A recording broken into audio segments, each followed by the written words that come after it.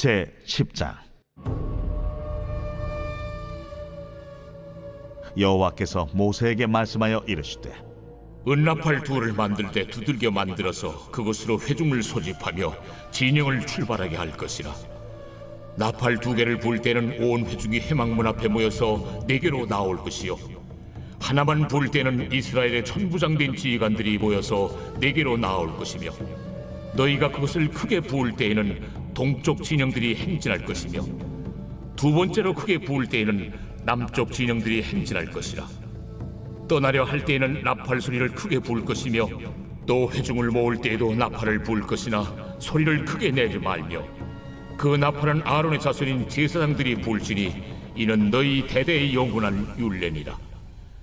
또 너희 땅에서 너희가 자기를 압박하는 대적을 치러 나갈 때에는 나팔을 크게 불지니, 그리하면 너희 하나님 여호와가 너희를 기억하고 너희를 너희의 대적에게서 구원하시리라. 또 너희의 희락의 날과 너희가 정한 절기와 초하루에는 번제물을 드리고 화목제물을 드리며 나팔을 불라. 그로 말미암아 너희의 하나님이 너희를 기억하시리라. 나는 너희의 하나님 여호와니라. 할렐루야. 오늘 우리에게 주신 하나님의 말씀은 민수기 10장 1절부터 10절까지 말씀입니다. 오늘 말씀의 제목은 하나님의 나팔 소리입니다.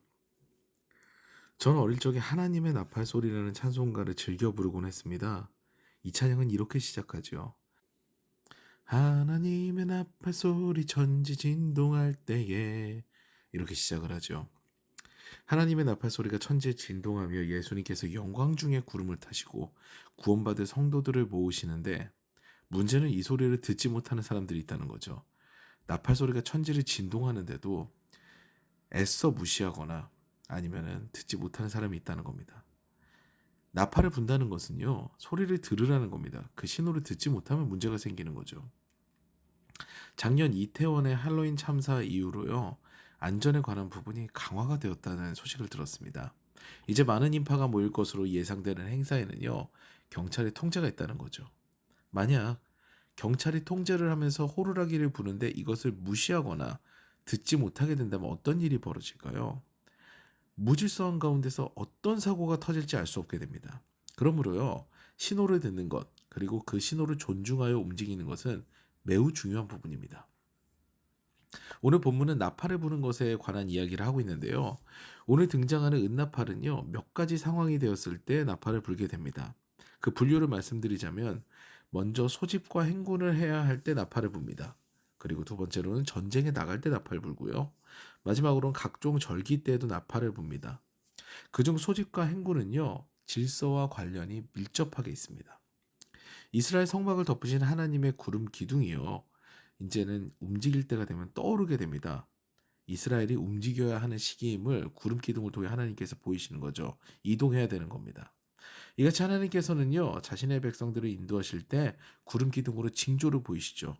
그리고 또 하나님께서는 세심하게 살피시는데 나팔을 불게 하십니다. 이제 가자라고 하는 자신의 의도를요, 이제 가시적으로 보이시는 거죠. 그리고 행군을 할 때 나팔을 또 붑니다. 이스라엘 백성들이 출애굽할 때 인구는 장정만 60만이에요. 엄청난 인파가 행군을 해야 되기 때문에요, 이 나팔을 불며 질서를 잡는 것은 필수적인 요소입니다. 사실 인구와 상관없이도 이 질서는 상당히 중요하기 때문에요, 이 질서와 밀접하게 관련이 있는 이 나팔도 굉장히 중요한 역할을 하고 있다고 볼 수 있는 거죠. 교회 공동체의 방향성도 이와 같습니다. 하나님의 인도하심이 있는 교회는요, 뭔가를 계획할 때 무질서하게 움직이지 않습니다. 혼란이 아닌 안정을 추구하죠. 마치 나팔을 불어서 하나씩 출발시키는 모습과 같습니다. 하나님께서는 질서의 하나님이시기 때문이에요. 또한 전쟁에 나갈 때도 이스라엘은 하나님 앞에서 나팔을 붑니다. 그것은 하나님께서 우리와 함께 계신다는 것을 기억하는 의미가 있지요. 우리가 나팔 소리를 들으면요, 우리는 그 나팔 소리로 인해 하나님을 생각할 수 있습니다. 질서의 하나님, 우리의 편이 되시는 하나님을 기억하고 생각하면서 다가오는 그런 세상의 문제들 앞에서 담대하게 맞설 수 있는 것이죠. 그리고 하나님께서는 우리에게 화평의 메시지로 나팔 소리를 들려주십니다. 우리를 향한 것은 징계가 아니고 평안이며 하나님의 사랑이라는 것이죠. 각종 절기와 특히 희락의 날과 화목제물을 드리는 날에 나팔을 불게 됩니다. 그 나팔 소리를 들으며 우리는 우리의 신앙을 돌아보고 다시 한번 하나님의 은혜를 상고해야 합니다. 우리는 하나님의 인도하심을 바라보면서 나팔 소리와 같은 하나님의 메시지를 기억하면서 가야 할 길을 가고 멈춰야 할 때 멈추는 하나님 중심주의의 신앙을 살아야 하지요.